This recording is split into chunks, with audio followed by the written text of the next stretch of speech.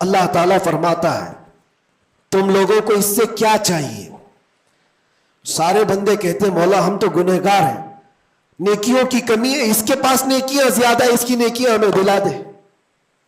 اب عدالت الہی کا یہ فیصلہ سنو، اللہ فرشتوں کو حکم دیتا ہے اس کے پاس جتنی نیکیاں ہیں وہ ان سب میں تقسیم کرو، جتنوں کا حق اس نے دبا رکھا ہے سب میں اس کی نیکیاں بانٹی جائیں۔ جب فرشتے اس کی نیکیاں نکال کر تقسیم کر رہے تھے، نیکیاں اس کی پوری ختم ہو گئی، حقداروں کا بھی حق پورا ہوا نہیں، کچھ اور بھی باقی رہ گئے تھے۔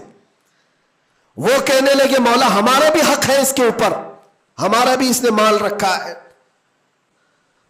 ہمارے حصے میں آج کے دن جتنا بھی وقت یہاں اللہ نے لکھا ہے اتنا ہم گزار کر کے جائیں گے انشاءاللہ۔ بس ایک بات عرض کرنا چاہوں گا کہ آج 15ویں شعبان المعظم ہے، ہماری زندگی کے سالوں میں سے ایک نئے سال کی شروعات ہے۔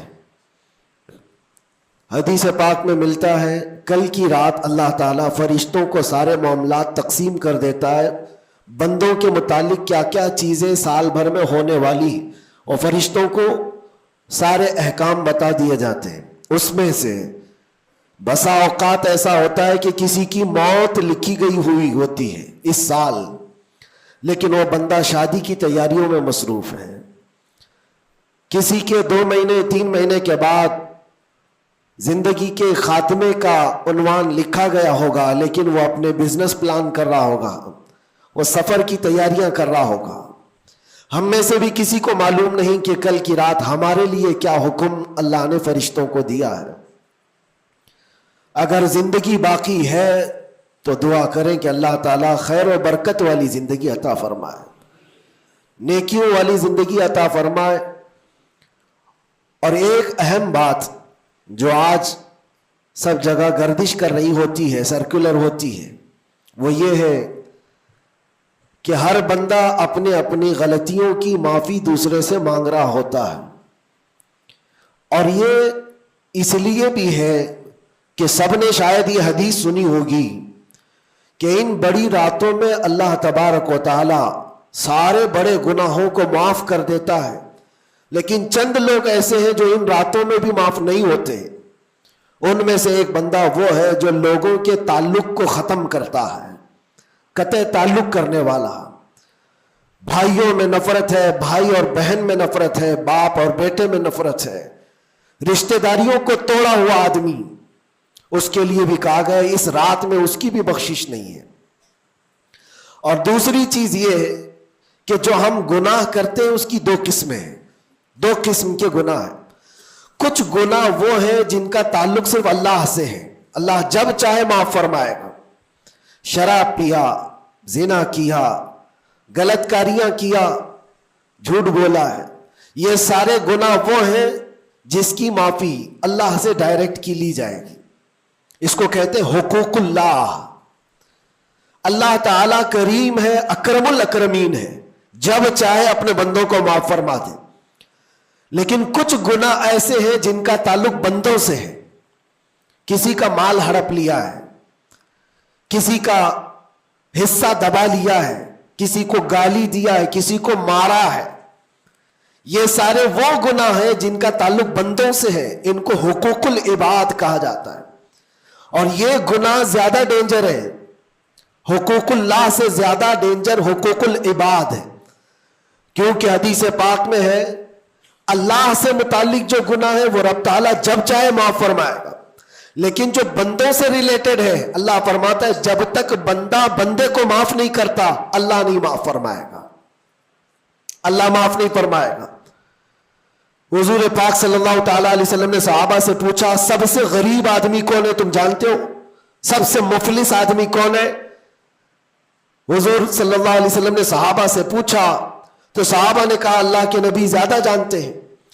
آقا کونین صلی اللہ علیہ وسلم فرماتے ہیں سب سے زیادہ غریب قیامت کے دن وہ نہیں جس کے پاس پیسہ نہیں، مال نہیں، نیکیاں نہیں، وہ نہیں، بلکہ میرے آقا فرماتے قیامت کے دن ایک بندہ ایسا ہوگا جس کی نمازیں بھی بہت تھیں، صدقات و خیرات بھی بہت تھے, حج بھی کیا تھا, زکات بھی دیا تھا, عمرے بھی تھے, نفل عبادتیں بھی تھی اس کی, بہت نیکیاں لے کر کے آیا تھا. لیکن جس وقت وہ عدالت الہی میں پیش ہوا تو کئی لوگ کھڑے ہو گئے, ادھر سے ادھر سے آئے, رب تعالیٰ سے کہنے لگے مولا یہ نیک تو بہت ہے, نمازیں اس کی بہت ہے, حج بھی کیا ہے, عمرے بھی کیا ہے, لیکن میرے پیسے بھی دبا کر رکھا تھا. کوئی کہتا ہے کہ مولا میرا حق اس کے اوپر بنتا ہے, اس نے مجھے گالی دی تھی. کوئی کہتا ہے کہ مولا میرا بھی حق بنتا ہے, اس نے مجھے مارا تھا.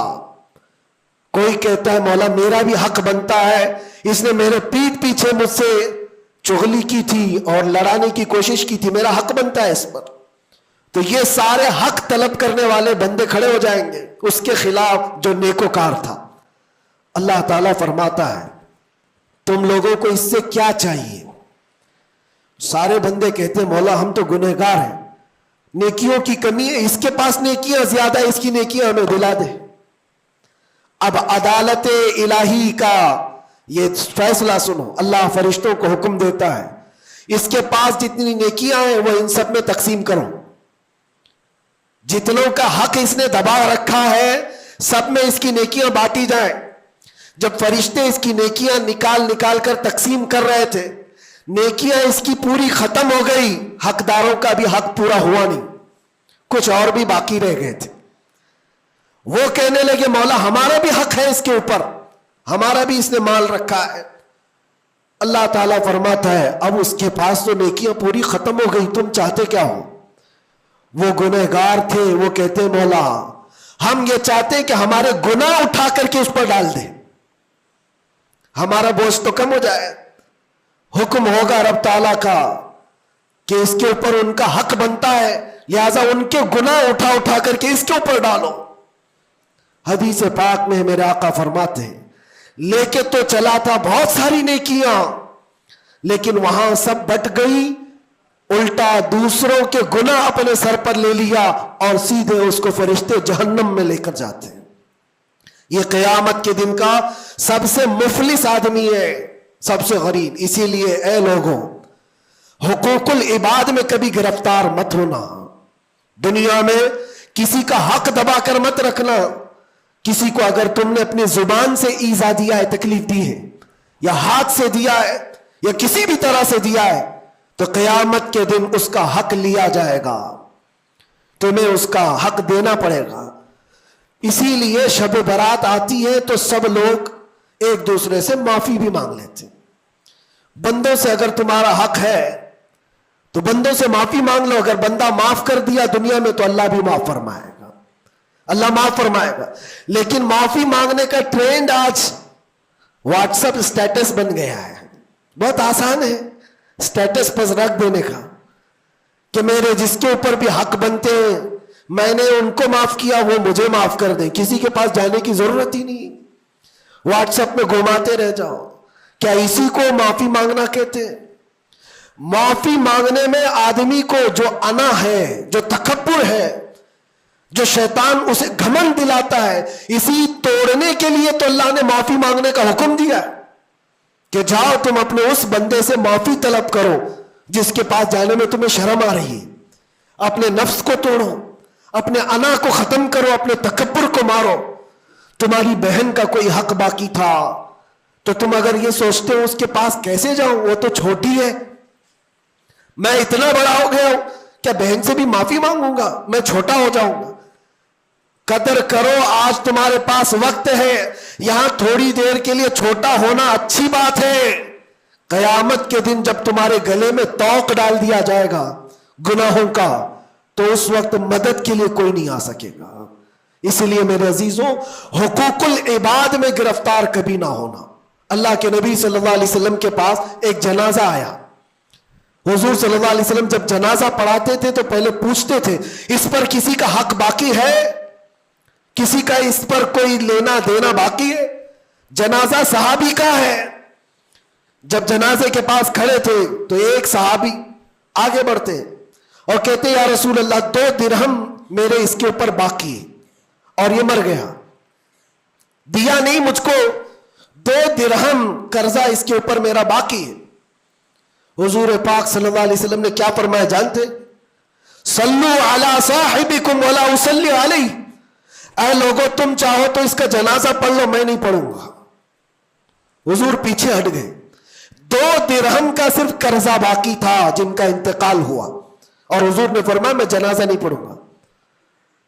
سوچو آج 2 درہم کا بوجھ بھی کتنا بڑا ہوتا ہے. جنازہ رکھا ہے، حضور پیچھے ہٹ گئے.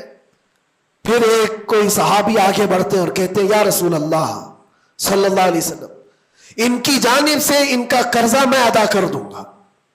حضور نے فرمایا کب تک ادا کرو گے؟ کہا کل کی مغرب سے پہلے میں ادا کر دوں گا. اللہ کے نبی نے ان سے وعدہ لیا اور اس کے بعد پھر اس صحابی کی نماز جنازہ پڑھائی. یہاں تو بہت سارے حقوق لے کر بیٹھے ہیں، وہ تو 2 درہم کی بات کر رہا ہوں. اسی لیے ہماری زندگی کا خاتمہ ہونے سے پہلے یہ حساب کتاب پہلے صاف کر لو. حاسبو قبل ان تحاسبو، اپنا حساب کلیئر رکھو اس سے پہلے کہ تمہارا حساب لیا جائے. اللہ کریم ہم سب کو کہنے سننے سے زیادہ عمل کی توفیق عطا فرمائے. رب